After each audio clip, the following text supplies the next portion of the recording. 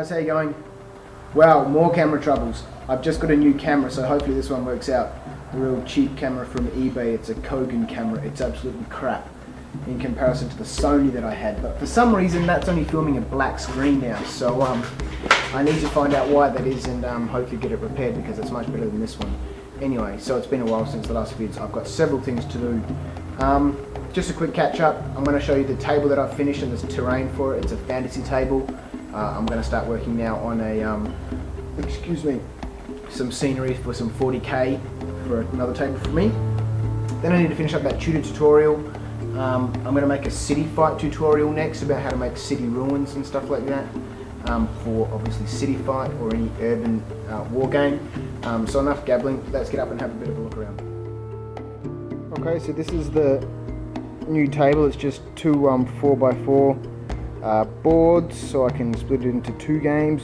So right now it's 8 foot by 4 foot, and we'll just go for a quick fly around. Now this camera shakes a lot more than the other Sony that I had, so I'm sorry if this shakes a lot.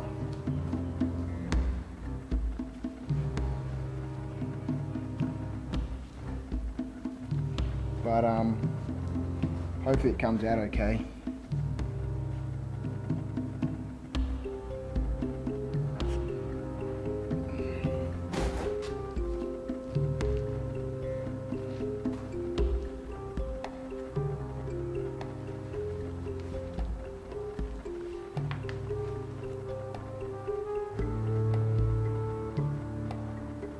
So this is the new surface. It's just a board with, I put sand down on the gaming tables because I get a bit more wear and tear of dice and stuff rolling on them, and then different patches of flock on it. I didn't want to cover the whole table in flock, just take up too much. So that's the new table. Okay, so that was a real quick zip around the fantasy table. We'll have a quick look down the bench here and see what projects are underway, and then I think I'll leave you with that. Let's have a quick look. The simple green is still sitting here. I haven't got around to it. They've been in there for a while now. I hope they're going to be okay. Miniatures are in there. I really got to do those either today or tomorrow. They've been sitting there for ages, so I need to finish another video. Here's some hills that I haven't finished flocking yet.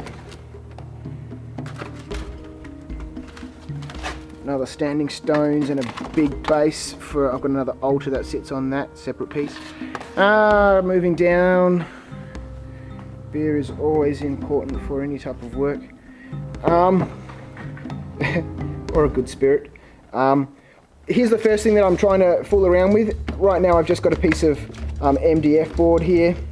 Sitting on top of that is a strip of this magnetic sheeting that I used in my last tutorial.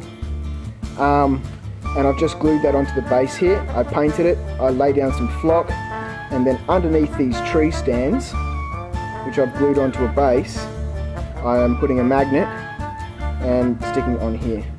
Whoops. I have checked, this does hold, and you can hold it upside down with the magnet on there, but as soon as you start shaking it around, trees start falling off. So I think, you see how that falls over really easy if I just touch it? With the magnet on there, you can push miniatures all the way under there, it doesn't move, doesn't fall, etc. So I'm going to make some of these and put the magnetic sheeting on top of these hills, flat hills, etc. Sections of hills that might have a little bit of a slant to it, like this one, stop miniatures from falling, like trees from falling over. I drink a lot of this gear here. So I'm making this into just a sort of a stack of tanks. On the top section here I'm gluing, these are little tank molds from the Herstarts range, and then the little pipe sections down the bottom here. Not sure, yeah, you can see the detail on those pipes, so once they're painted and brushed, etc., they'll come up quite nicely. And the squares at the bottom are for laying down some tiles, which I'll make like a concrete floor. So that's the first part for the new table, 40k table. I've been fooling around with these blocks again from Herstarts. These are just bricks from the basic block mold that I've glued down, and I've stuck them onto a base that's angled like this. Some of you may have seen this design before. It just allows you to butt the heels up together. There's no gap. and I can put the edges together and there's no gap between the fences. So fooling around with some of those, I'm going to make some moulds of those so I can cast lots out. Oh, and the Tudor house, which needs to be filled. Oh yes, that reminds me. Okay, so the Tudor project, that's right.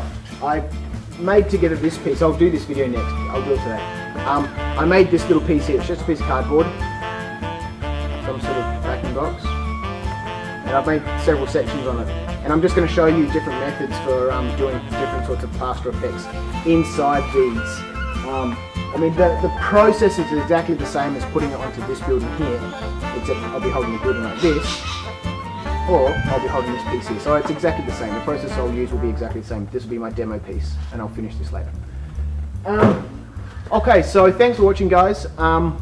Once again, thanks very much to all the subscribers. I really appreciate that. I'll think up something to do for that and get back to you. Yeah, appreciate you taking your time. See ya.